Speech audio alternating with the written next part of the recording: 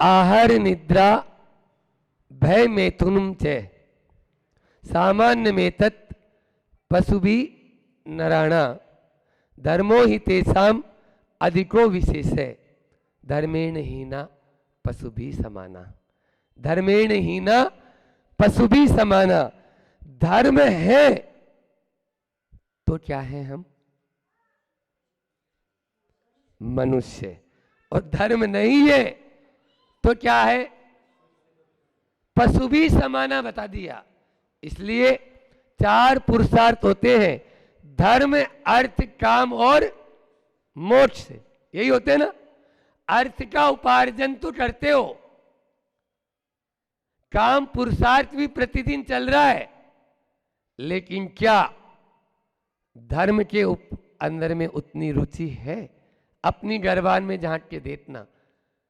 अभी पाठशाला की स्थापना जब हो रही थी तब आप लोगों ने देख लिया होगा।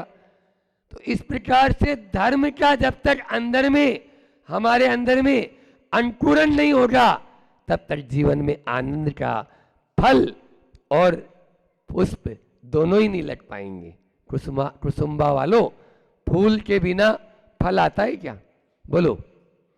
आचार्य श्री जी ने मूठ माटी में बहुत अच्छी बात कही है, फूलों का रक्षण हो और फलों का भक्षण हो।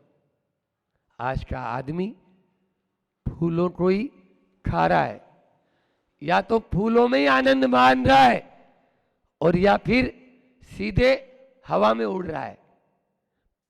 अच्छा ये बताओ, बिना फूल के कभी फल आया? आप फूल को लेकर यदि झूमते रहेंगे तो भी बेवकूफ हो, और केवल फूल के बिना फल की इच्छा रखोगे तो भी महामूर्ख है।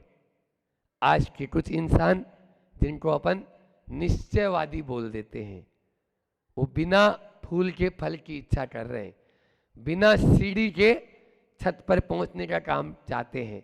सीढ़ी पे नहीं चढ़ेंगे। ये तो व्यवहार है। व्यवहार कोई काम की चीज है क्या? जबकि बिना व्यवहार के कभी निश्चय की प्राप्ति न हुई है और न हो सकती है। इसीलिए आचार्य श्री जी ने कहा कि फूलों का रक्षण हो और फलों का भक्षण हो। आपको सीढ़ी पे आनंद नहीं आएगा। जब तक फ्लाइट रनवे पे दौड़ती है तो टायर नीचे चलते हैं, ये व्यवहार है। लेकिन वो फ्लाइट तब कहलाती है जब उड़ान भर लेती है और वो पांव अंदर हो जाते हैं। बिना रनवे पर दौड़े फ्लाइट ऊपर उड़ नहीं सकती है, उड़ नहीं सकती है। वो निश्चय है, उस तक पहुंचना है, लेकिन व्यवहार के साथ में पहुंचना है। व्यवहार को भूलो मत, व्यवहार को अपने जीवन में अंगीकार करना है। उसके लिए ही हमने धर्म अर्थ काम और मोक्ष को अपन को पाना है।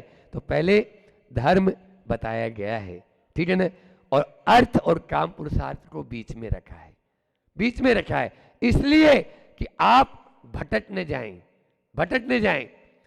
धर्म का अर्थ और काम तक ही आपका महत्व नहीं है, मोक्ष तक महत्व है, ठीक है ना। इसलिए त्रिवर्ग की संज्ञा भी दी है धर्म अर्थ और काम को, कि धर्म से नियंत्रित अर्थ हो और धर्म से नियंत्रित काम हो। जो हमें राम से मिला दे वो हमारा काम वासना का यानी जो है ना बताई, और जो हमें अनर्थ से जाने से रोक दे वो हमारे लिए अर्थ बताया। ये दोनों काम धर्म कर सकता है। तो आज 4 बात उसके लिए कर लेते हैं, और समय भी काफ़ी हो रहा है तो थोड़ा ही बोल के अपनी वाणी को विराम करेंगे। कि 4 बात वो है कि हम किस प्रकार से महाराज जी वर्तमान में धर्म करें।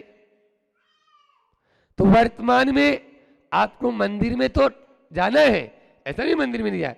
धर्म क्यों करना है, धर्म कब करना है, धर्म कैसे करना है, और धर्म है क्या। ये 4 प्रश्न अपने से पूछो और मंदिर में चले जाओ, ठीक है ना। आप सब जानते हो कि धर्म क्या है। धर्म यही है कि अच्छा काम जो हमें पुण्य के अंदर लगा दे वो धर्म है। धर्म क्यों करना है, धर्म इसलिए करना है कि जो हमें आगे की ओर बढ़ा दे। समझ में आ रहा है। दर्पण देखते हो ना भूषण भैया, क्यों देखते हो? चेहरा देखने के लिए। तो दर्पण आपका जो है चेहरा साफ कर देता है ना, आपने तो बोला। हाँ, तो चेहरा देख लिया आपने, फिर साफ कौन करता है? खुद ही करते हैं। मंदिर में जाते हैं या यहाँ पाठशाला चलती है या गुरुओं के सामने आते हैं, हम कुछ भी नहीं करेंगे, केवल दर्पण है। आप अपना चेहरा स्वयं ही साफ करना पड़ेगा। उसके लिए ही मैं 4 आज पॉइंट देके जा रहा हूं कि सबसे पहले स्टॉप कंप्लेन। स्टॉप कंप्लेन, हमें शिकायत बंद करनी है। अब शिकायत नहीं करना है, अपन को सहयोग देना है। शिकायत नहीं, सहयोग दो। स्टॉप कंप्लेन सबसे पहले। दूसरा है स्टॉप कंपेयर, हमें किसी दूसरे से कंपेयर नहीं करना है। दूसरे से कंपेयर नहीं करना है, क्योंकि आप अपने चेहरे को साफ करेंगे तो आपका चेहरा साफ होगा, और दूसरा यदि आपके साथ में आप दूसरे के साथ कंपेयर करेंगे तो 3 काल में आप अपना चेहरा और गंदा कर लेंगे। तो स्टॉप कंप्लेन, स्टॉप कंपेयर, फिर स्टॉप कंपेयर, स्टॉप कंप्लेन, और भूल रहे हैं थोड़ा सा, स्टॉप कैलकुलेटिंग। सी पे थे ये। स्टॉप कैलकुलेटिंग, यानी कैलकुलेटिंग हम करेंगे तो भी नहीं चलेगा। घर परिवार जो होते हैं ना, वो भावनाओं से चलते हैं। पाठशाला है या मंदिर है, ये सब काय से चलते हैं? भावनाओं से। और व्यापार काय से चलता है? बुद्धि से। व्यापार काय से चलता है? बुद्धि से। व्यापार में आप भावना मत जोड़ो, और घर परिवार में या समाज में आप बुद्धि मत जोड़ो। यहां पर बुद्धि मत जोड़ो। व्यापार में आप भावना जोड़ लेंगे तो व्यापार घाटे में चला जाएगा, और घर परिवार समाज या देश में आप बुद्धि जोड़ेंगे तो भारत गारत में चला जाएगा। भारत गारत में चला जाएगा। इसलिए हमें दूसरों से कैलकुलेटिंग नेचर नहीं रखना है। आज का क्या होता है? हिसाब किताब, इन्होंने मेरे साथ ऐसा किया तो मुझे भी वैसा ही करना है, ऐसा नहीं। ये बताओ, कोई कुत्ता आपको काट ले तो आप क्या करते हैं? कुत्ते को काट लेते हैं? बोलो ना। नहीं करते।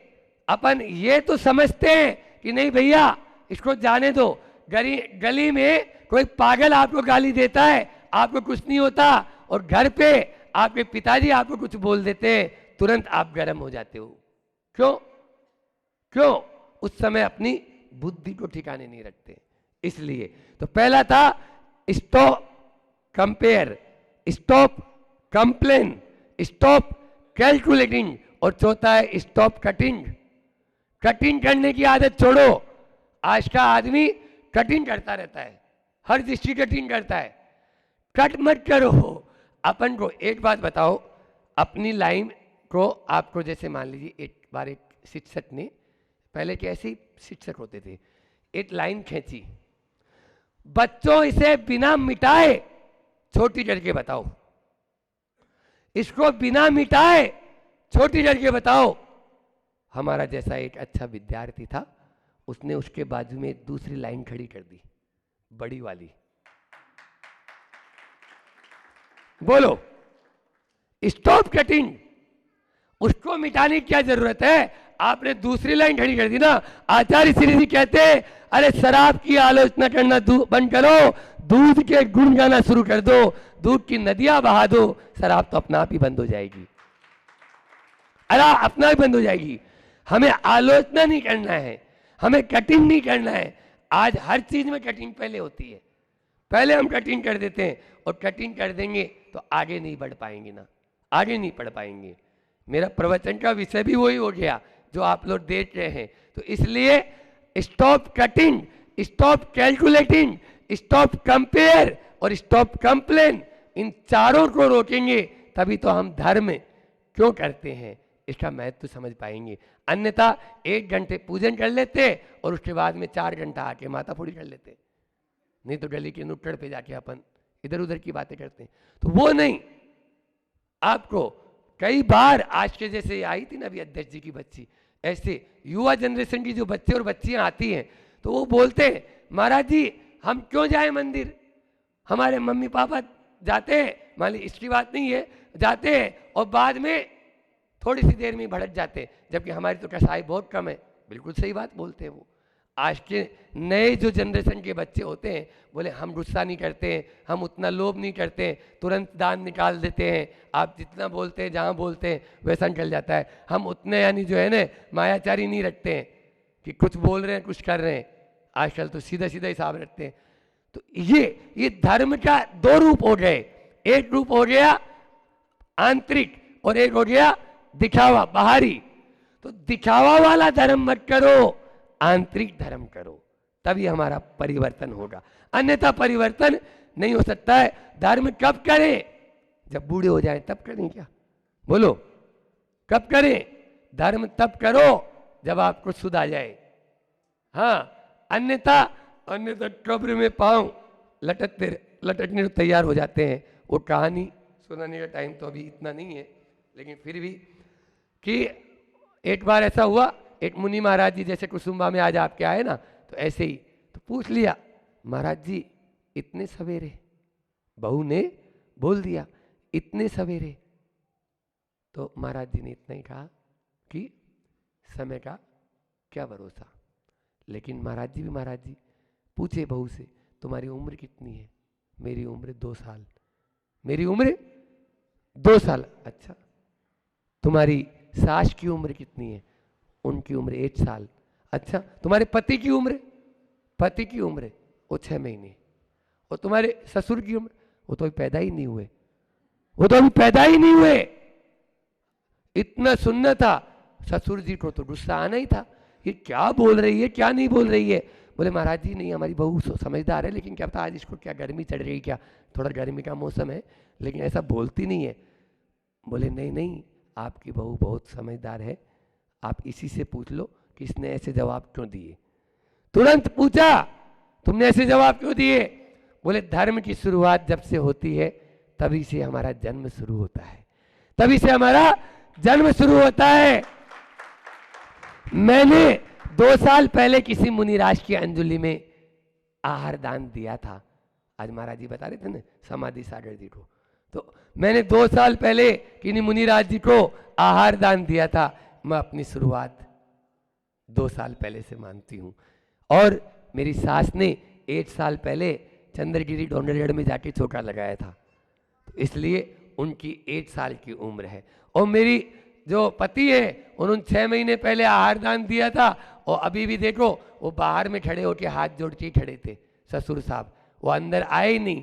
अरे अनुमोदना तो उनके लिए बताइए जिनको देना नहीं होता है, या तो 5वां 6ठा दिन हो जाता है ना, महिलाएं दे नहीं पाती है, तो उनके लिए बताए कि हाँ बाहर में खड़े होकर बता लो। और या फिर कुक्कट है, मरगट है, ये अपने जो मुर्गे हैं है ना, या जो और त्रियंच प्राणी होते हैं सांप नेवला आदि, उनके लिए अनुमोदना बताए। आपको तो दोनों हाथ मिले हैं, जिनके सफेद दाग हो जाते हैं उनको। तो इसलिए धर्म कर लो, कब जीवन का अंत हो जाए कोई पता नहीं है। और धर्म क्यों करें, धर्म क्यों करें ये तो बता दिया। धर्म क्या, धर्म क्यों, धर्म कब और धर्म कैसे करें, ये अंतिम प्रश्न था हमारा। धर्म कैसे करें, कैसे करें बोलो। हाँ, अंदर से करें, अपने अंदर में तल्लीन होकर के तन्मयता पूर्वक धर्म करें। भीतरी दिखावे के लिए धर्म नहीं करें। जैसे अभी मैंने उदाहरण बताया था कि हमारा भीतरी पक्ष कुछ और होता है और बाहरी पक्ष कुछ और होता है। इसलिए हमें धर्म ऐसे करना चाहिए जिसके माध्यम से हम डूब जाएं। आगामी 27 तारीख से 7 तारीख तक वही मौका आपको प्राप्त होने वाला है, मौका प्राप्त होने वाला है। अब जो चौका लगा लेगा वो तो चौका ये वाला खाने वाला चौका नहीं, हाँ चौका और छक्का लगाते हैं ना, तो वो तो जीत जाएगा, अन्यथा धरा रह जाएगा। कुसुम्बा वालों से तुम्हें एक ही बात कहूंगा, सबसे नजदीक हो, मांगी तुंगी सिद्ध क्षेत्र है, सिद्धों की आराधना है और सिद्ध चक्र विधान है। और भावी सिद्ध जो बनने वाले हम मुनि दीक्षा लेकर सिद्धों की आराधना करने के लिए तत्पर हो रहे हैं। इस विधान में छूटना मत, जरूर इस विधान में शामिल हो जाना। जहाँ कहीं भी हो आप लोग, वहाँ पर 27 से 60 के बीच में वहाँ रखना। आने जाने का प्रबंध चाहते हो तो वो भी हो जाएगा, और इसका कोई शुल्क वगैरह, तो इसलिए आप लोगों को इस विधान में जरूर शामिल होना है। आज शैलेश जी भी यहाँ पर आए हुए हैं, अभी केवल मात्र 8-10 जोड़ों के नाम आए हैं, वो पर्याप्त नहीं है, आपको और जोड़ों के नाम भी यहाँ से देना है। धर्म कैसे करना चाहिए, एक छोटा सा उदाहरण सुना के अपनी वाणी को विराम देता हूँ कि गुरु और शिष्य बैठे थे, चले जा रहे थे, और संध्या वंदन का समय आया, दोनों बैठ गए, वंदन करने लगे। सामने से एक शेर आ गया, जंगल में से शेर आ गया, तो शिष्य डर गया, अरे वो आँख खोल लिया था, और गुरु अपने भक्ति में लीन थे। गुरु जी शेर आ गया, गुरु जी काय के लिए सुनेंगे, वो तो अपने मस्त थे, अपनी भक्ति में लीन थे, अपने आराध्य के साथ जुड़ गए थे। गुरु जी शेर आ गया, बिल्कुल पास आ गया, नहीं सुना, आपकी आप जानो, मैं तो पेड़ पे चढ़ रहा हूँ, पेड़ पे चढ़ गया, श्वास रोक कर देखता रहा कि अब क्या होगा। शेर आया, सूंघा, गुरु जी की 3 प्रदक्षिणा दिया, और जिधर से आया था उधर ही वापस चला गया। इधर श्वास रोक के जो रोका हुआ था शिष्य नीचे आया, तब तक संध्या वंदन का समय पूरा हो गया। चल दिए और चलते जा रहे थे, तभी शिष्य बोलता है, गुरुजी अभी शेर आया होगा, मैंने आपको बोला होगा, मैं पेड़ पे चढ़ गया होगा, आपने नहीं सुना होगा, परिक्रमा दी होगी। इतने में बात कर ही रहा था, उतने में एक मच्छर गुरुजी की बाह पर आके बैठा, और उसको धीरे से रुमाल से गुरुजी ने अलग कर दिया। बोले क्या देख रहा हूं गुरुजी, अभी शेर आया, आपको कोई फर्क नहीं पड़ा, और छोटा सा मच्छर आया, आप उसको अलग कर रहे हैं। बोले यही तो बात है, उस समय मैं भगवान के साथ था, अब तेरे साथ हूं। बस धर्म कैसे करें, भगवान के साथ अपन तल्लीन होकर, गुरु के साथ तल्लीन होकर, माँ जिनवाणी के साथ तल्लीन होकर धर्म करेंगे तो निश्चित रूप से अपनी आत्मा का कल्याण कर पाएंगे। आज कुसुम्बा में बहुत अच्छी है शुरुआत, विधान भी बहुत अच्छे से आप लोगों ने किया, और बहुत ही बढ़िया यहाँ पर लगा है। आगे मांगी तुंगी तक अभी जाने का अवसर है, 26 तारीख को वहाँ पर प्रवेश होना है, और 27 से फिर विधान चालू हो जाएगा। इतना ही रखते हैं। बोलिए अहिंसा परमो धर्म की, आचार्य गुरुवर विद्यासागर जी महामुनि राज की। मरण से छुटकारा पाना है, क्या कारण है कि हम जन्म और मरण करते जा रहे हैं। जन्म मरण की संतति को मैंने जलगांव के साथ जोड़ा था कि जलगांव वालों, आप चाहते हो इस जन्म मरण से छुटकारा, तो जलगांव से हमने बोला था, जलन और ईर्ष्या ही जन्म मरण में कारण है। जलन और ईर्ष्या ही जन्म मरण में कारण है। और ल से बोला था, लगाव और जुड़ाव ही जन्म और मरण में कारण है। लगाव और जुड़ाव ही जन्म और मरण में कारण है। और ग से कहा था, गांठ, अंदर जो बैठी गांठ और क्रोध ही जन्म मरण में कारण है। गांठ और क्रोध ही जन्म मरण में कारण है। और व से कहा था हमने, वक्रता, कुटिलता जो अंदर भरी है हमारे अंदर, वो ही हमारे जन्म मरण में कारण है। हम इन्हीं 4 चीज़ों को अगर समझ लेंगे और अपने जीवन में उतार लेंगे, इनको अपने अंतरंग परिणामों से छोड़ देंगे, तो ये मान के चलना, ये जन्म मरण की संतति हमारी समाप्त हो सकती है। सबसे पहली बात जलन, अभी महाराज जी ने बताया भी था जलन और ईर्ष्या के विषय में। ये जलन जो है, ये जलन ही है हमारे अंदर जो हमें ईश तक पहुंचने नहीं दे रही है। भगवान के बाजू में हम क्यों नहीं बैठ पा रहे हैं? क्योंकि हमारे अंदर वो ईर्ष्या है। और एक बात बताएं, छोटे गांवों की अपेक्षा जो बड़ी बड़ी नगरियां होती है ना, वहाँ ईर्ष्या एक दूसरे के प्रति और अधिक होती, क्योंकि यहाँ इतना सारा सब कुछ होता है, उनको देखकर ऐसा लगता है, तो और ज़्यादा होती चली जाती है। मतलब जलना क्या, जलना ये है कि जलना कह सकते हैं, ईर्ष्या कह सकते हैं। सामान्य से वो जो आग होती है ना जलने वाली, उसमें धुआं दिखता है ना, धुआं देखते हो आपकी, धुआं दिख रहा है। पर ये जो आग है ना, ये बिना धुएं की आग है। ये जो आग है, ये बिना धुआं की आग है। वो अग्नि तो पानी से बुझ जाती है, वो अग्नि तो कौन सी अग्नि? जो ज्वलनशील अग्नि है, वो अग्नि तो पानी से बुझ जाती है, लेकिन इस आग को पानी से भी नहीं बुझाया जा सकता। लाख प्रयास कर लेना, पानी कितना भी पी लेना, पानी से नहा भी लेना, नदी में तैर भी लेना, तो भी वो जो अग्नि है ना अंदर जो भरी है हमारी ईर्ष्या रूपी अग्नि, वो नहीं बुझ पाएगी और ना बुझेगी। सामान्य अग्नि में जो है वो घी डालो, तेल डालो, वो अग्नि और बढ़ती जाती है। बढ़ती ना, आप देखना, बढ़ती ना। आप घी डालोगे, तेल डालोगे तो अग्नि कम होगी क्या? बढ़ती चली जाती है। उसी प्रकार ईर्ष्या रूपी अग्नि में जितना दूसरे का विकास होता है उतनी ईर्ष्या बढ़ती जाती है। जितना दूसरे का विकास होते जा रहा है उतनी ईर्ष्या बढ़ती चली जा रही है, बढ़ती चली जा रही है। सामने वाले का विकास, या ये कहना चाह रहे हैं कि सामने वाले का विकास तेल और घी का काम करता है। सामने वाले का विकास तेल और घी का काम करता है हमारी ईर्ष्या में। जितना सामने वाले का विकास हो रहा है, ये मान के चलना वो क्या हो रहा है? तेल और घी ढलते चले आ रहा है और अंदर से हमारी अग्नि बढ़ती चली जा रही है। मतलब इसको शॉर्ट एंड स्वीट में अगर कहना चाहूँ तो बहुत ध्यान से सुनना, जो जो पुण्य बढ़ता सामने वाले का, जो जो पुण्य बढ़ता सामने वाले का, त्यों त्यों हमारा पाप बढ़ता है, त्यों तो हमारा पाप बढ़ता है। मतलब सामने वाले का पुण्य हमारे पाप का विकास कराने वाला है।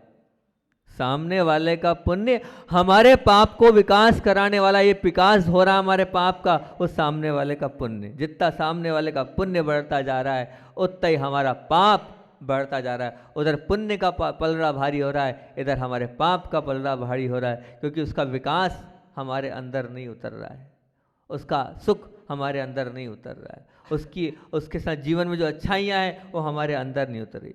ईर्ष्या मतलब अब और एक बात और, ईर्ष्या जो है ना बहुत मतलब ऐसी बात है कि ईर्ष्या जो है अपनी बिरादरी वालों से ही होती है। कभी भी कोई, जैसे मान लीजिए कोई बैंक में मैनेजर है, वो कभी भी सांसद या विधायक से ईर्ष्या नहीं करेगा। करेगा क्या? ईर्ष्या नहीं करेगा। विधायक से, सांसद से, या जो उसकी फील्ड से अलग होगा, अपनी लाइन से लगा, उससे ईर्ष्या नहीं करता। ईर्ष्या जब भी होती है अपनी बिरादरी वालों से होती है, अपने लेवल वालों से होती है, अपने जो समकक्ष है उन्हीं के साथ होती है। ये एक बहुत बड़ी विडंबना है। मतलब हमें समता रखना है तो किसके साथ? अपने वालों के साथ, अपने साथ में उठने बैठने वालों के साथ ही समता रखना है। तब कहीं जाकर हम ये मानेंगे कि हमारी ये ईर्ष्या समाप्त हो सकती है। उनको नहीं, अपने आप को, अपने साथ वालों को और अपने बीच में रहने वालों के साथ ही हमें संभलना है, तो संभल सकते हैं। एक बहुत अच्छा, हवा के बढ़ने से, हवा बढ़ती है तो तूफान आता है, और वो तूफान थोड़ा बहुत वस्तुओं को तहस नहस कर सकता है, और जैसे ही वो तूफान आता भी है तो क्षणिक आता है और शांत भी हो जाता है वो तूफान। और मान लीजिए जल है, अब वो जल बढ़ा तो जल के बढ़ने से क्या हो रहा है? बाढ़ आती है, पर नुकसान थोड़ा बहुत होता है, वो भी कंट्रोल हो जाता है। जल कम हुआ, बरसात कम हुई, ऐसा नहीं कि पूरे पूरे साल भर पानी पानी आ रहा है, वो बरसात शांत भी हो सकती है। अब मान लीजिए अग्नि लगी, आग लग गई, तो वो जो आग है वो आग भी क्या है? गांव को तहस नहस कर सकती है। लेकिन आजकल का वैज्ञानिक युग है, आधुनिक यंत्र संयंत्र ऐसे बन गए हैं कि वो जो अग्नि है वो अग्नि भी शांत हो जाती है उन यंत्रों और संयंत्रों के माध्यम से। इस प्रकार का आधुनिक विज्ञान ने ये करा है। लेकिन ये चाहे हवा कह लो, मतलब तूफान कह लो, चाहे जल कह लो, चाहे अग्नि कह लो, पर ये जो ईर्ष्या रूपी अग्नि है ना, इस ईर्ष्या रूपी अग्नि के लिए विज्ञान के पास ना कोई यंत्र है ना कोई संयंत्र है क्या कोई यंत्र या संयंत्र कि उसने प्रेशर मारा और वो ईर्ष्या रूपी अग्नि कम हो गई? कंट्रोल करने का कोई तरीका बता दो कि कोई तरीका है? कोई तरीका नहीं है इस विज्ञान के पास, कुछ भी नहीं है, वो कर ही नहीं सकती इस ईर्ष्या रूपी अग्नि को कम करने। इसके लिए अगर ईर्ष्या रूपी अग्नि को कम करना है तो आपको आना पड़ेगा कहाँ? देव शास्त्र गुरु के चरणों में। देव शास्त्र गुरु की वाणी को सुनना पड़ेगा, उनकी बात को मानना पड़ेगा, उनके चरणों में झुकना पड़ेगा, तब कहीं वो प्रेशर आप पे पड़ेगा। वो विज्ञान का प्रेशर तो नहीं पड़ने वाला, ना कोई यंत्र काम करेगा, पर प्रभु की वाणी रूपी यंत्र उसमें काम निश्चित करेगी। एक और बात बोलता हूँ, जैसे मान लीजिए नाखून है, वो नाखून बढ़ते हैं तो क्या करते हैं? छोटे कर देते हैं, अलग कर देते हैं, बढ़ने नहीं देते। बढ़ने देते हो क्या नाखून को? कोई है नहीं, ज़्यादा बड़े तो नहीं। आजकल शौक में थोड़ा बहुत लगने लग गए, महिलाएं ज़्यादा रखती है कि वो नील पॉलिश लगाने के लिए, तो नाखून जो है वो बढ़ने नहीं देते हो, आप काट देते हो।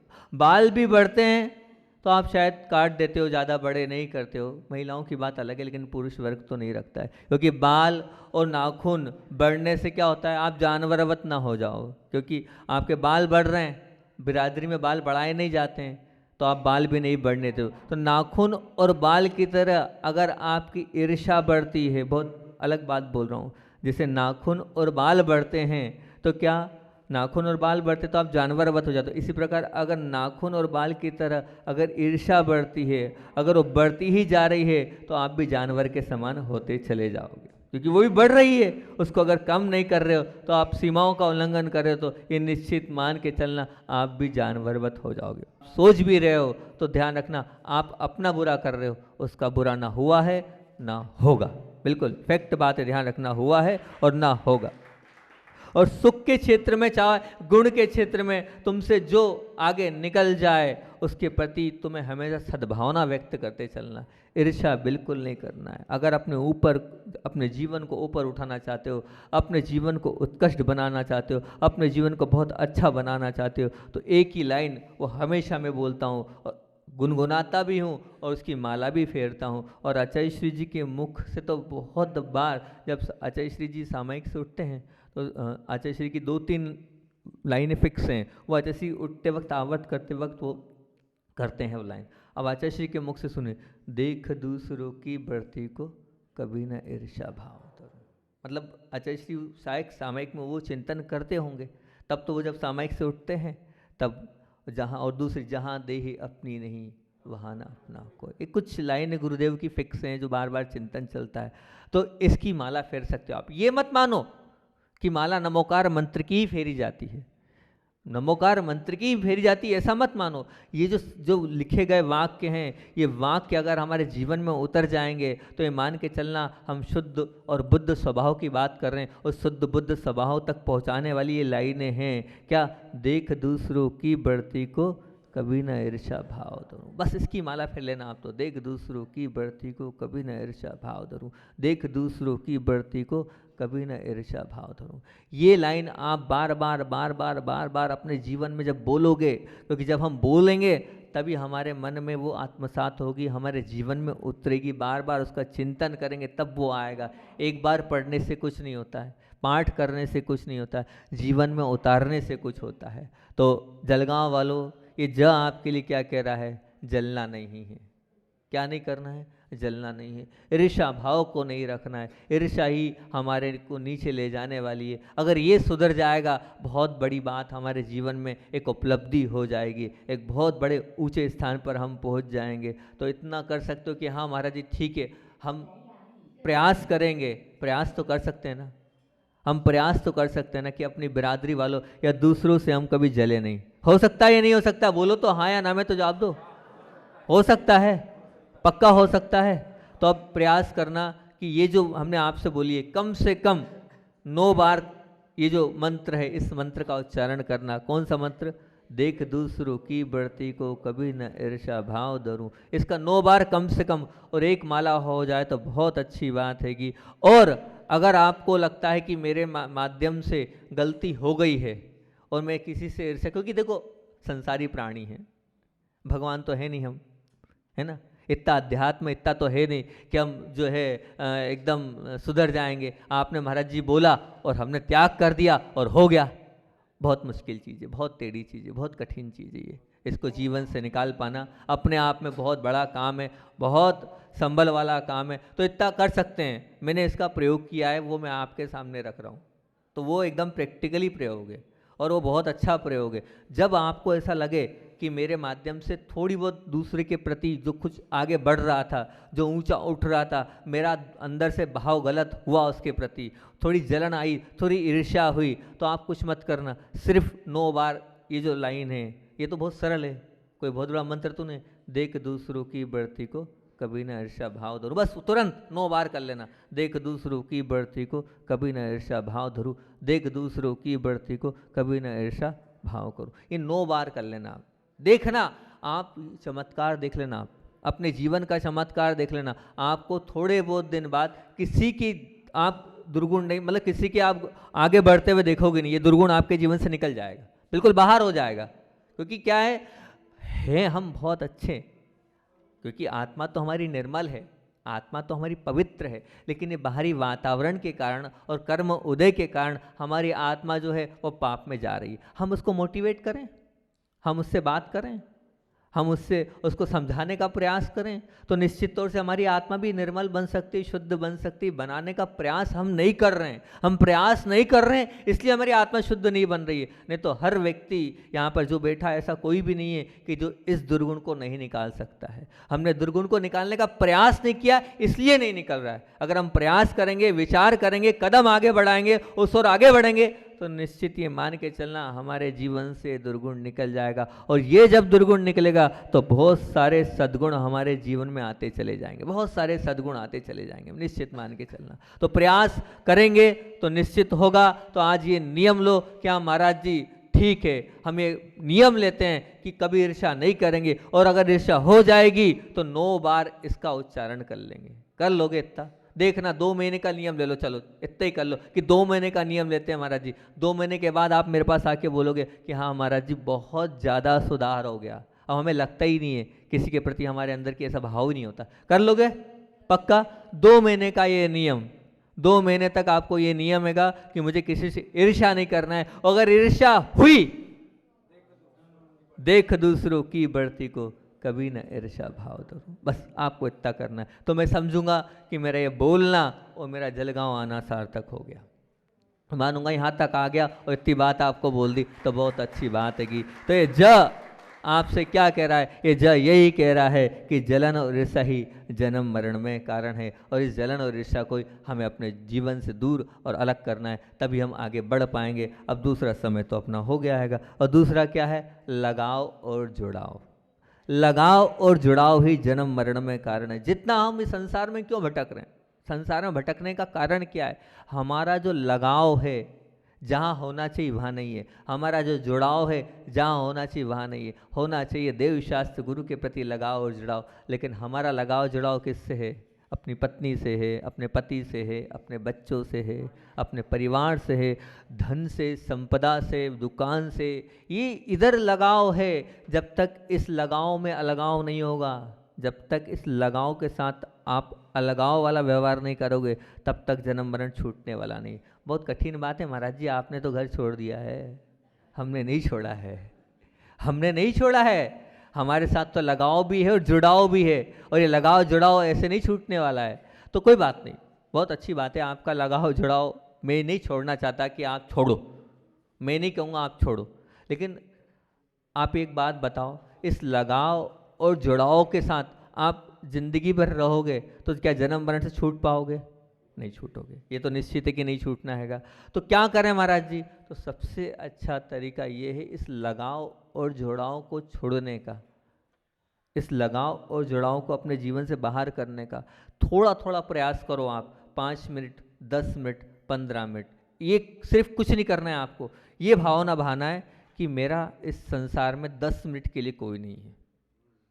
ये शरीर पे जो कपड़े हैं, ये कपड़े और शरीर के पर जो कपड़े के अलावा मेरा कोई परिग्रह नहीं है, कुछ भी नहीं है। 5-5 मिनट करके देखना, इतना आनंद आता है इस कार्य को करने में कि मेरा किसी से लगाव जुड़ाव नहीं है। और कम 4 मिनट, और कम 1 मिनट, और कम 2 मिनट, 2 मिनट के लिए विचार करना और आंख बंद करना और कुछ मत करना, और ये विचार करना, बस इस शरीर पे वस्त्र के अलावा मेरा किसी से लगाव नहीं, मेरा किसी से जुड़ाव नहीं, मैं शुद्ध आत्मा हूँ। इस शरीर भले ही मेरा है, क्योंकि ये भी हालत से मुझे आगे जीवन जीना है, बाकी शरीर भी मेरा नहीं, मेरी आत्मा है। बस इतना 1, 2, 3, 4, 5, 10 मिनट आप धीरे धीरे करके देखना, बहुत अच्छा आनंद आएगा आपको। ऐसा लगेगा कि मैंने ये 5 मिनट ही असली जीवन जिया, वास्तविक जीवन जिया है। वास्तविक जीवन ये 5-7 मिनट जिया है, क्योंकि आपने 24 घंटे में जो 5 मिनट या 4 मिनट या 10 मिनट जितना आपको अनुकूल मिले उतना करके देखना आप, वो लगेगा कि असली जीवन है मेरा ये, बाकी नहीं है। भक्ति भी है, आराधना भी है अपने आप में, लेकिन उत्कृष्टता किसकी हैगी? इसकी हैगी कि सबको छोड़कर सिर्फ आत्मा की ओर आना, सिर्फ अपनी आत्मा का सोचना, वो बहुत बड़ा अपने आप में कार्य है। वो है गृहस्थ अवस्था में कठिन, है गृहस्थ अवस्था में कठिन, क्योंकि इतने सारे विचार हमारे मन में चलते हैं, उन विचारों को छोड़कर, लेकिन बस हमें बार बार एक ही, मेरा किसी से लगाव नहीं, मेरा किसी से जुड़ाव नहीं। जलगांव वालों करके देखना इसको, मेरा किसी से लगाव नहीं, मेरा किसी से जुड़ाव नहीं, बस मेरे क्या है, मैं आत्मा, आत्मा के अलावा मेरा कुछ नहीं है, कोई नहीं। 5 मिनट के लिए कुछ नहीं बांधने में क्या दिक्कत जा रही है? बाकी तो आप बाहर आ जाना 5 मिनट के बाद, सब आपका ही है, वो दुकान भी आपकी है, वो घर भी आपका है, वो पत्नी भी आपकी है, वो बच्चे भी आपके हैं, सब आपके हैं। मैं जिंदगी भर के लिए नहीं छुड़वा रहा हूँ, जिंदगी भर के लिए छुड़वा रहा हूँ, मैं छोड़ने की कह रहा हूँ कि आप जिंदगी भर के लिए छोड़ो, लेकिन 2 मिनट 5 मिनट के लिए छोड़ने का प्रयास करना। वास्तविकता कह रहा हूँ, वो 5 मिनट आपके साथ जाएंगे, वही आपका असली जीवन है, वही असली आनंद है आपके जीवन का, वही आपने जिया है। क्या किया है? वही जिया है, बाकी कोई जिया नहीं है। बाकी तो आप क्या है, आप वो जो कर रहे हो कर्मों को बांध रहे हो, क्योंकि ध्यान रखना कर्म का बंध है।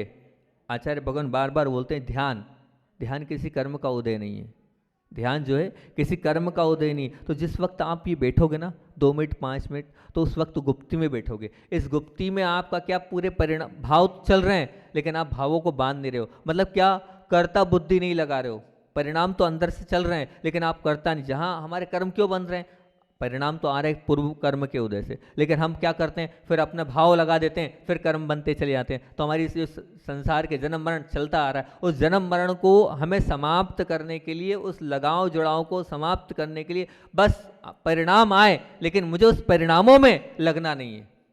आएगा दुकान का चिंतन आएगा, बच्चे का चिंतन आएगा, जो आए, लेकिन आपको उस वक्त क्या रहना, बिल्कुल साइलेंट रहना है। आनंद आ रहा है तो बस यही तो है। क्या हमारे साथ कर्म का उदय नहीं है क्या? हम ध्यान में सदुपयोग में जब बैठते हैं, हमारे साथ भी चल रहा है, सबके साथ चल रहा है, बस उस वक्त हमें कर्ता बुद्धि नहीं लगाना है। ठीक है, आगे आ गया, आया चला गया, आया चला गया, 2-5 मिनट आज इतना सा और नियम ले लो। देखो मैं तो नियम देता हूँ, यहाँ आया हूँ तो नियम दे के ही जाऊँगा, जितना हो उतना सुधार के जाऊँगा, सुधारवादी हूँ मैं तो इतना सा और नियम ले लो कि पहला नियम तो आपने ले ही लिया है, समय अपना बहुत हो रहा है, पहला नियम तो ले ही लिया है। दूसरा नियम अपने को क्या लेना है? दूसरा नियम आपको यही करना है, क्या, जितना, मैं समय नहीं बांध रहा क्योंकि आप बिजी लाइफ है आपकी, जितनी, लेकिन करना है। देखो करोगे तो होगा। विचार करो कि हाँ हम 2 मिनट के लिए ऐसा बैठेंगे, कोई लगाव नहीं, कोई जुड़ाव नहीं, बस आत्मा के साथ मेरा लगाव है, आत्मा ही मेरे लिए सब कुछ है। इतना 1-2 मिनट करते चलना, 4 मिनट 5 मिनट जितना ले, लेकिन करना है, ऐसा नहीं, करना है, चाहे जो हो जाए करना है। जब समय जैसा, सोने के पहले उठते वक्त करो तो और अच्छा आएगा। इतना सा करेंगे तो अपने जीवन में बहुत अच्छा हो जाएगा। 2 चीज़ आज अपन ने कर ली, बाकी ग और व, गांठ को हमें निकालना है। आपकी गांठ भी हम दोपहर को निकाल देंगे, कितनी आपके अंदर गांठ बैठी हुई है, उस सब गांठ को भी निकालना है। जब तक वो गांठ नहीं निकलेगी तब तक हमारा होगा नहीं। और वक्रता को अपन देखेंगे, वक्रता भी निकालेंगे, कुटिलता कितनी है आपकी, वो कुटिलता को बाहर करेंगे। तो 2 चीज़ हो गई अपनी आज की। क्या पहली चीज़ हुई है कि हमें, हाँ तो उसके लिए मंत्र रहेगा, देख दूसरों की बढ़ती को कभी ना ईर्ष्या भाव करूं। और लगाव और जुड़ाव के लिए 1 मिनट 2 मिनट 5 मिनट सबको निर्विकल्प करके हमें बैठना है। इतना ही रखनी। बोलिए आचार्य भगवान विद्यासागर जी महामुनि राज जी।